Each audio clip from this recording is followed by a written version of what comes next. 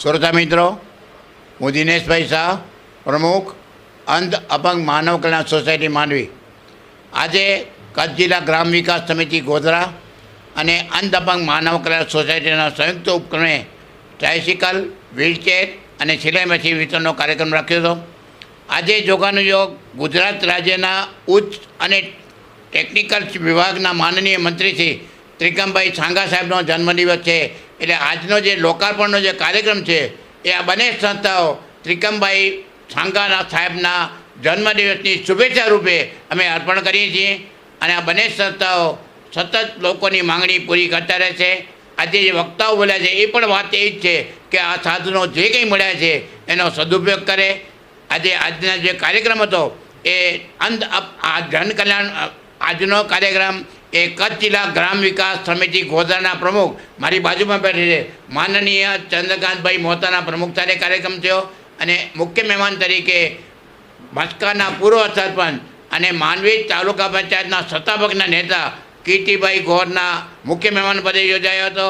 અને આજે આ કાર્યક્રમમાં અંધ અપંગ માનવ કલ્યાણ સોસાયટીના ઉપપ્રમુખ અરવિંદભાઈ શાહ, મંત્રી શ્રી આપણા શાંતિલાલભાઈ ગણાત્રા, લાજાના કચ્છી સાહિત્યકાર જે કચ્છનો ગૌરવ છે એ વિશ્રામભાઈ ગઢવી ઉપસ્થિત રહ્યા હતા.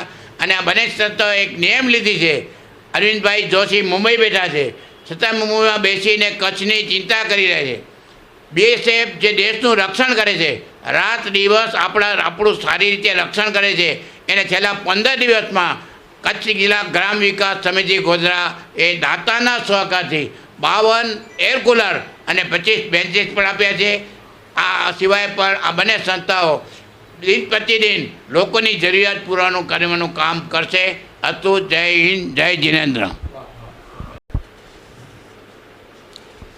કચ્છ જિલ્લા ગ્રામ વિકાસ સમિતિ દ્વારા અંધ અપંગ માનવ કલ્યાણ સોસાયટીના સ્થાન ઉપર આજ રોજ દિવ્યાંગોને ટ્રાયસિકલ અને બહેનોને આત્મનિર્ભર કરવા માટે મશીનના વિતરણના કાર્યક્રમમાં ઉપસ્થિત આજરોજ સંસ્થાના ઉપપ્રમુખ અને ખૂબ સાદું જીવન જીવતા એવા આદરણીય ચંદ્રકાંતભાઈ, વિશ્રામભાઈ, શાંતિલાલભાઈ, અરવિંદભાઈ, સંસ્થાના અંધ અપંગ માનવ કલ્યાણ સોસાયટીના નવનિયુક્ત પ્રમુખ ભાઈ શ્રી દિનેશભાઈ અને સૌ લાભાર્થીઓ જ્યારે અહીં જોડાયા ત્યારે આજરોજ દાતાઓનો પણ આ સ્થળેથી અમે ખૂબ આભાર માનીએ છીએ કે આપના માધ્યમથી આ ભગીરથ કાર્ય થઈ રહ્યું છે, આ સેવાકીય કાર્ય થઈ રહ્યું છે, જરૂરતમંદ લોકો સુધી સાધન સામગ્રી પહોંચી રહી છે. ત્યારે ખાસ આભાર વિશેષ હું એવા વ્યક્તિનો માનીશ કે જે પોતાનું જીવન સમર્પિત સેવામાં કર્યું છે અને સેવાના કોઈ સીમાડા નથી હોતા એ સૂત્રને સાર્થક કરતા આદરણીય અરવિંદભાઈ જોશીને હું લાખ લાખ અભિનંદન પાઠવીશ. કોઈ બોર્ડર ઉપર સૈનિકનું કાર્ય હોય, સ્કૂલમાં ક્યાં કોઈ નાની મોટી જરૂરિયાત હોય, દિવ્યાંગ ભાઈઓને કોઈ વસ્તુની જરૂરિયાત હોય કે બહેનોને મશીનરીની જરૂરિયાત હોય, અરવિંદભાઈ હંમેશા એક મેસેજ નાખે અને દાતાઓ એમના શબ્દ પડ્યા બોલ ઝીલી લે છે. યોગ્ય જગ્યાએ યોગ્ય વ્યક્તિને યોગ્ય વસ્તુઓનો વિતરણ જ્યારે થઈ રહ્યું છે ત્યારે અરવિંદભાઈને, ચંદ્રકાંતભાઈને, કચ્છ જિલ્લા ગ્રામ વિકાસ સમિતિને ભગવાન ખૂબ શક્તિ આપે આવા ભગીરથ કાર્ય કરવાની. અને અમે સૌ લોકોને આજે આ કાર્યક્રમ ઉપસ્થિત રહેવાનો જે પણ મોકો સદભાગ્ય મળ્યો છે એ બદલ પણ હું આપ સૌનો આભાર માનું છું.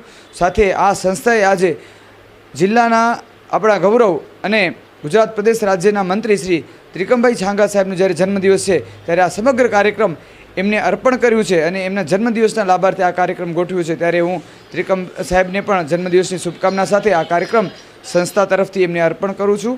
અને આ કાર્યક્રમમાં અમને બોલાવ્યા, સન્માન કર્યો એ બદલ આભાર માનું છું. લોકો જે પણ લાભાર્થી છે ખૂબ આશીર્વાદ આપી અને ગયા છે અને ખૂબ રાજી થઈ અને ગયા છે અને બધા આત્મનિર્ભર રહે એવી પ્રાર્થના સાથે અસ્તુ. ભારત માતા કી જય. આજરોજ સાધન વિતરણનો કાર્યક્રમ અંધ અપંગ માનવ કલ્યાણ સોસાયટીના નવયુક્ત પ્રમુખ દિનેશભાઈ શાહ જે 24 કલાક ધૂણી દુખાવીને બેઠા છે.